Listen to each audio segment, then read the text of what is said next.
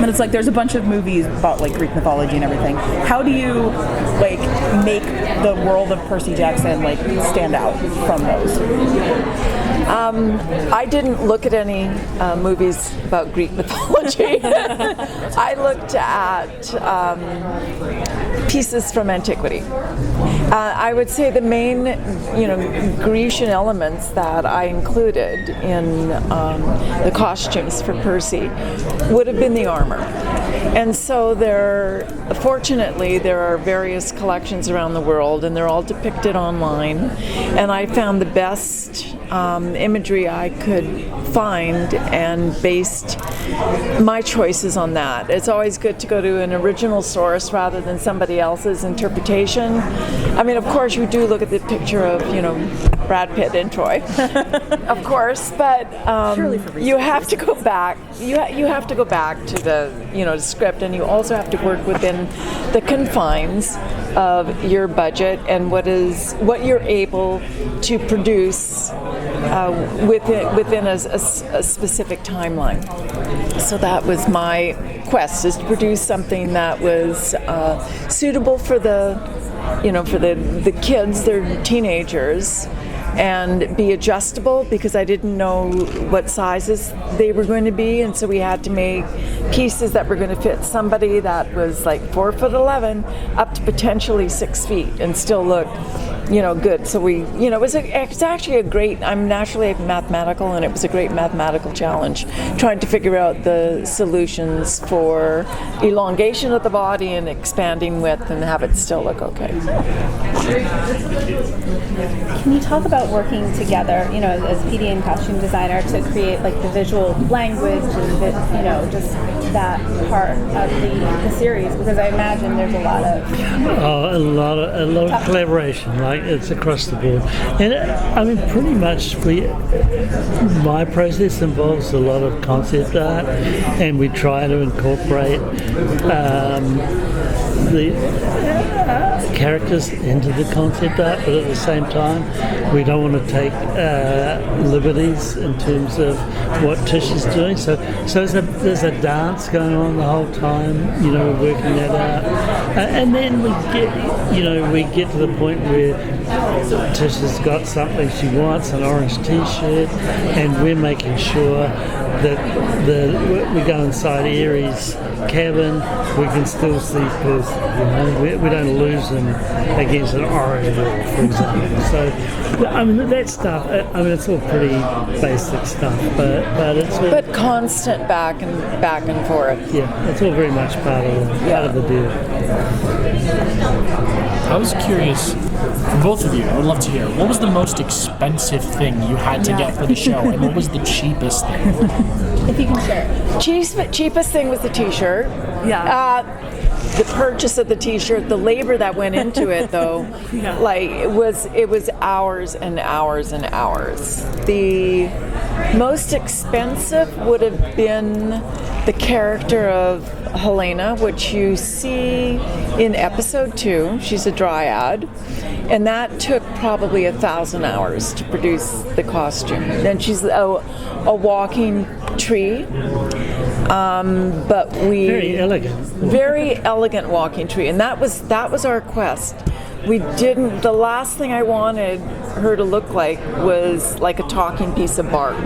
It just wouldn't have, so it had to be a very elegant, elemental creature that just magically morphs out of this tree and looks beautiful.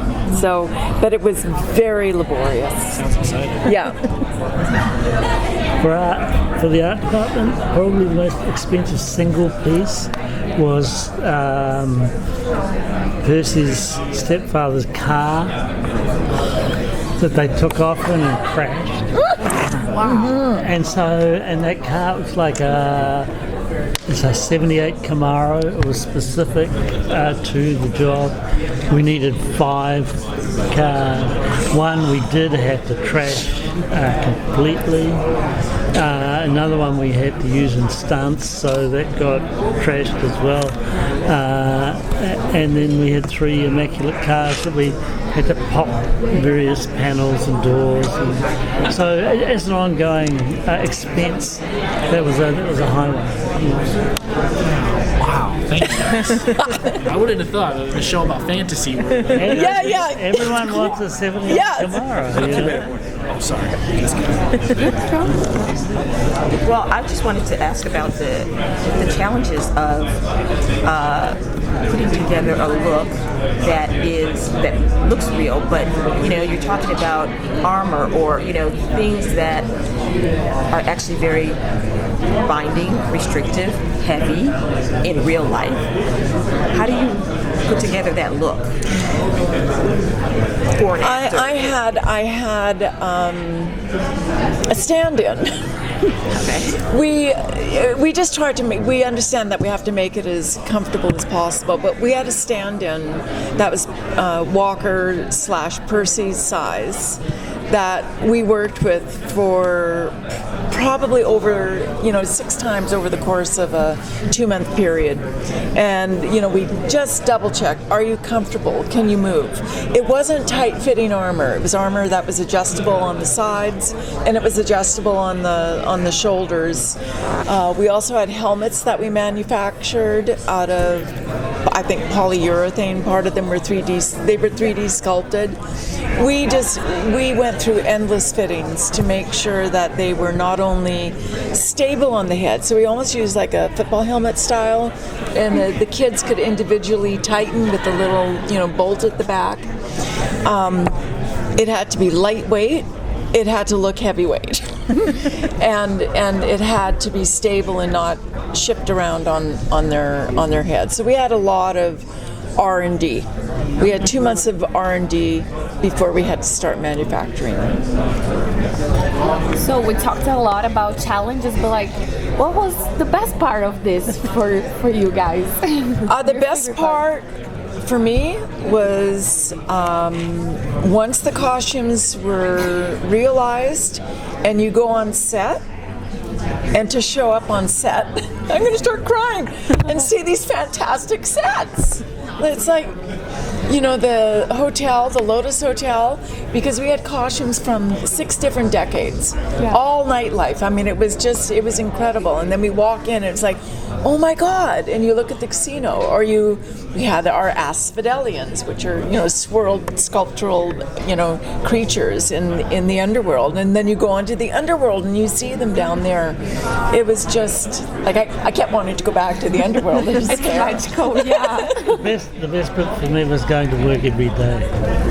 I promise you, it was like, wow, what have they done, overnight? What's happened? Here we are again, something cool to play with, a new toy. Thank you, guys.